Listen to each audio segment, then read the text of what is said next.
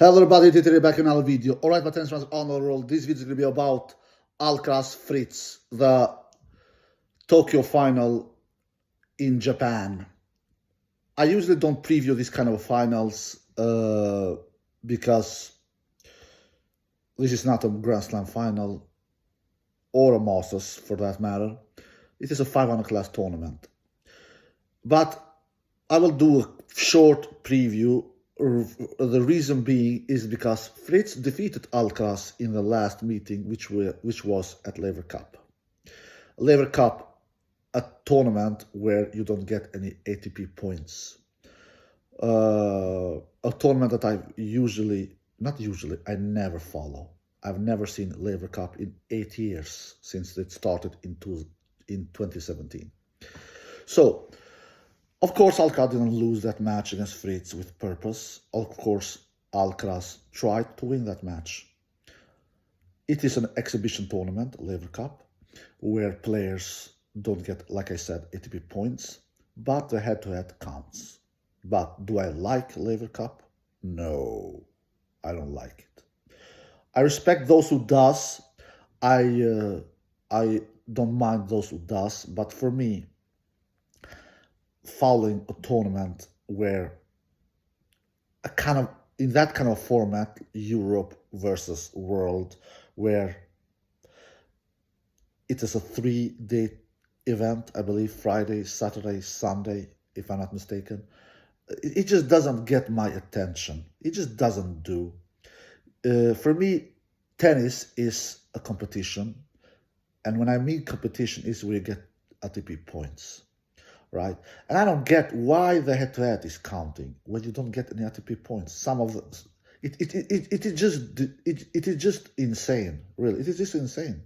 Because if that was the case, why doesn't the Six King Slam in Saudi Arabia why doesn't those matches count in the head-to-head? They are giving their effort as well. They are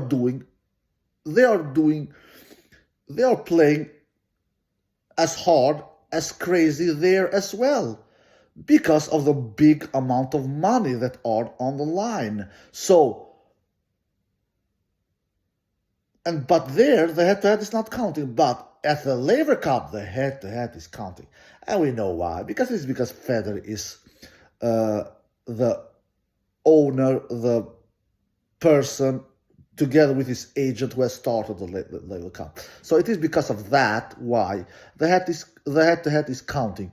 Yeah, they get prize money at the Laver Cup as well, but not even close as much as they get on the Six King Slam. But in the Six King Slam, the head-to-head is not counting. So I cannot take Laver Cup seriously, because if we count the head-to-head, then we should count the head-to-head everywhere. The head-to-head is counting in the Davis Cup. In the Davis Cup, you don't get any ATP points as well. But they are giving they are trying hard as hell there as well to win the matches, the players. So, and the same scenario is in the Six King Slam.